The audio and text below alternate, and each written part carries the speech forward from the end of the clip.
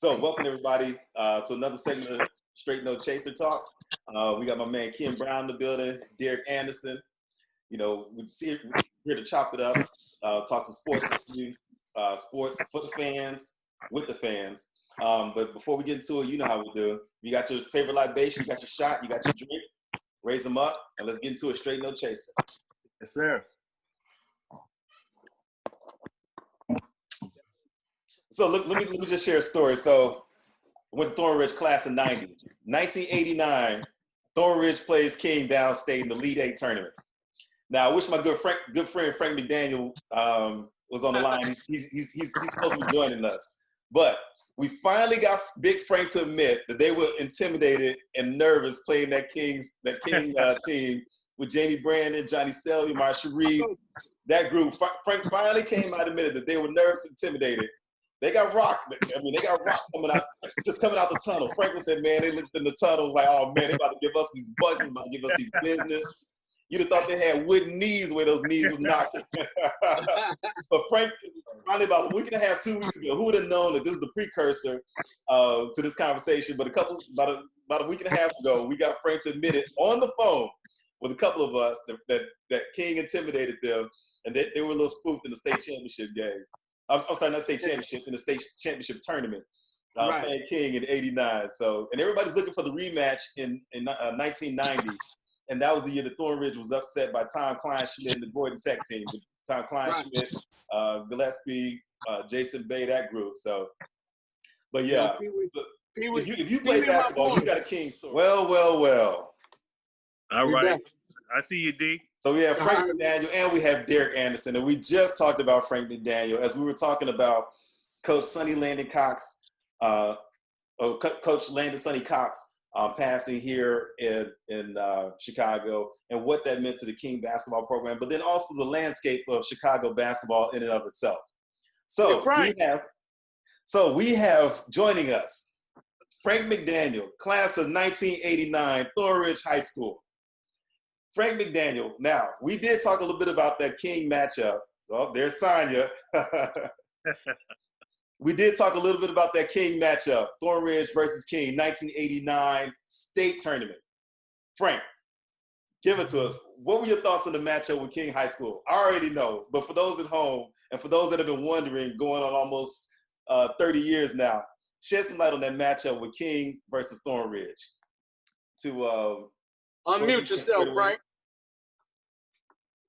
Frank, you should be able to, in your corner, hit the unmute button. Yeah, hit the unmute button, Frank. Yeah, we want to hear this, Frank. we'll let Frank figure it out. You know, that's what happens when you walk in scared against King High School. That haunts you 30 years later. You can't handle technology. You can't handle nothing. You know, Frank is just shook. It's all right, Frank. It's all right. Jamie and Johnny Selby, they're not coming after you, bro. You good, Frank. They're going to let you ride, Frank. They're going to let you ride. It's over, man. It's over. 7 and 8. While we got Frank here, and Frank, thanks for joining us. We talked a little bit about the past of Coach Landon Sonny Cox today. You know, what a loss here it is in Chicago as far as history of basketball. I think he's one of the coaches that embodied Chicago basketball. He kind of paved the way for what the cool coaches were. He wasn't your prototypical coach, suited and booted, and just that he brought a certain flair and a certain pizzazz to the coaching game. And he embodied what Chicago basketball is, because Chicago basketball has a certain grit and grind, but we still have a little bit of flair and pizzazz and savvy with it. So you had the opportunity to play against one of Coach Cox's King teams in the 1989 state championship tournament, IHSA state championship tournament. Can you tell us about that experience? That's bad memories, man. Oh, we have bad memories. Oh, okay. Bad memories. You know what? From a first-hand perspective, share with us what that experience was like. Big Frank, share with us from a first-hand perspective. I just watched last night the 89 team was playing Bob and Knight now, and they won. And just, you know, that just brought back memories of that 89 team, man. Like people loved them. You know, they was jumping out the gym. they were just a great team. Well, probably one of the best college team ever. And so we didn't get a chance to go on the floor until tip off. Like, Okay. you know, and I tell people, we was more intimidated by the floor more than the King team itself. Okay. You know, because like you going on this floor where Nick and Kendall and Steve and them, and you know what I'm saying? And man, you out here. And so the game started at the very tip. We won the tip off, and Townsend North grabbed the ball, and I guess nerves, man. Townsend went towards King bench. Basket. So wow. you know, it was just, man. I just think the whole the whole like atmosphere was just intimidating more than King, because we had played King before during the summer league. Summer league, yep. And so and it's crazy because during that summer we all met up, like the guys met up on the team, and so like we knew we was going downstate. We was confidence team. And so we was, I remember going over Jonathan Boyle house. And so JB. Yeah. And so like we was all gathered around. And so like we was like, okay, so do you want to play King, or do you want to play Dion now? You know, can't think of saying that. Simeon.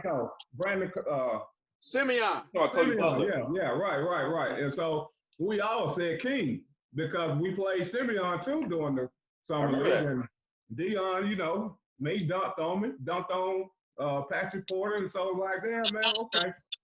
We felt like our chances was better against King, but just the whole atmosphere on the floor, man, just seeing that, you know, it was like, wow. And so as far as Sonny Cox, he was a very confident coach.